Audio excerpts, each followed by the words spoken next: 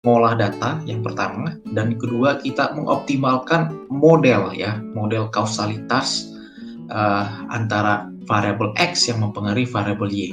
Misalkan nih, aku menggunakan konteks in the real case, itu berapa sih power yang bisa di-generate dengan kecepatan angin tertentu di wind power nih case-nya guys. Dan aku menggunakan Tableau Analytics ya, itu tidak hanya untuk memvisualisasi guys, tapi juga bisa untuk melakukan regresi ya dan mengoptimalkan model.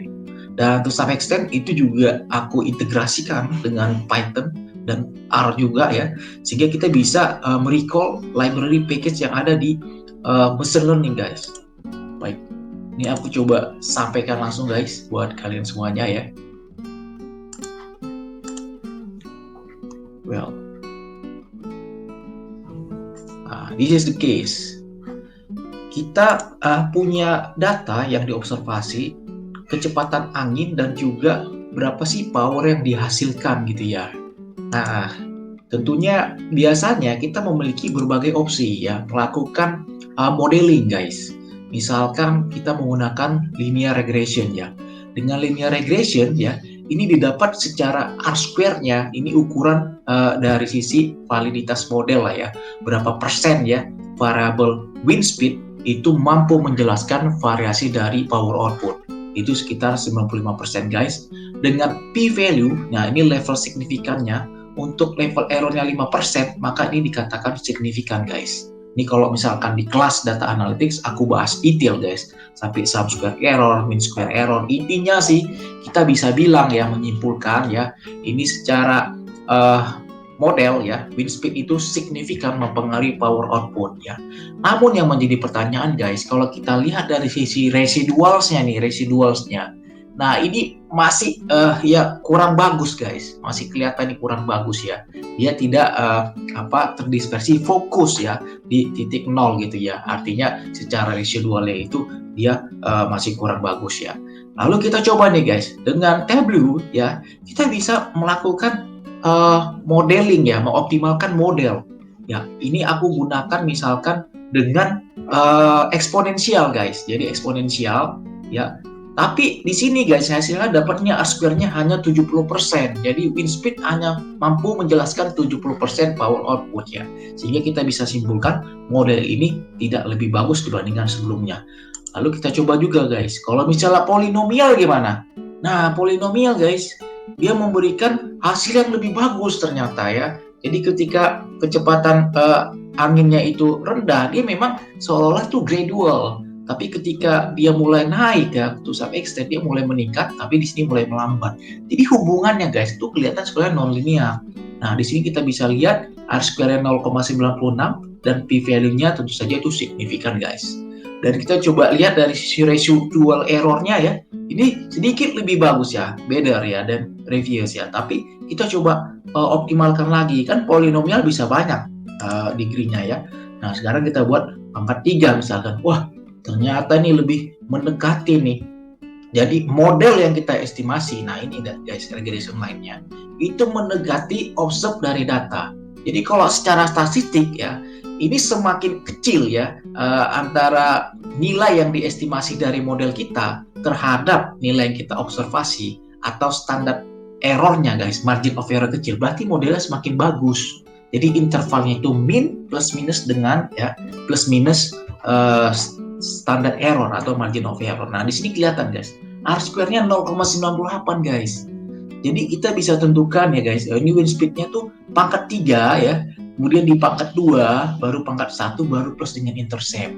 Nah ini guys, ini case nyata guys, bagaimana kita menggunakan data analytics dengan teknik yang lebih advance ya, untuk mengoptimalkan model.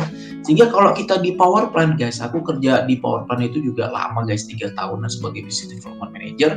Nah di situ kita kan ingin memforecast kira-kira dalam 2 minggu, 1 bulan ke depan berapa kilowatt hours yang kita bisa generate ya, sehingga ketika kita mendapatkan estimasi lebih akurat ya dengan realisasinya, tentunya planning kita lebih bagus guys. Kita bisa menghitung berapa sih ya kan electricity yang bisa kita produce, kemudian itu nanti akan menentukan break even untuk investasi kita guys. Terus termasuk juga untuk manpower planning, resources planning, asset management dan sebagainya guys. Jadi begini guys ya, kita bisa mengintegrasikannya berbagai interdisciplinary keilmuan, pengalaman ya, dengan satu dashboard yang sangat simple ya, dengan Tableau ya, dan ini aku deliver ke berbagai klien, oil and gas, kemudian perbankan, kemudian education, kemudian wah macam-macam guys, ada FMCG dan sebagainya, termasuk workshop yang sudah berjalan guys, sudah 14B guys, jadi sebenarnya udah kelas ke-15 ya, ini khusus untuk publik. Dan kita akan jalan lagi guys, nanti kelas ke-15 itu di pertengahan April ya, di tanggal 17 April kita akan jalan di setiap Sabtu guys. Nanti aku akan guide ya, gimana sih caranya kita menggunakan teknik yang lebih modern ya, lebih praktis, hanya just drag and drop guys, hanya click and clack ya. Kita bisa mengoptimalkan model gitu ya, sehingga secara aplikasi di bisnis ya, data itu guys nggak cuma sekedar data, karena kalau cuma sekedar data itu jadi costly, jadi ongkos. Kita butuh storage ya, butuh kita orang IT dan sebagainya. Data guys harus menjadi value, harus kita olah dengan scientific knowledge ya, scientific knowledge kita, dan juga dengan metode yang lebih advance guys. Jadi dengan advance analytic, dengan machine learning dan sebagainya. Jadi aku sendiri guys sebagai practitioner ya, dan juga akademisi, nah, aku biasa guys untuk mengintegrasikan berbagai knowledge ya, pengalaman dan sebagainya. Jadi guys, kalau mengacu kepada artikel yang dirilis oleh University of Calgary ya, dia menyampaikan sebenarnya hubungan itu non-linear ya, non-linear secara teoretikal guys. Nah, kalau di sini kita buktikan guys. Jadi dari data-data yang kita observasi ternyata non-linear. Jadi ada range cut in speed ya. Nah, di sini tuh dia pertumbuhannya eksponensial guys, sampai masuk ke rated speed ya, ini eksponensial guys.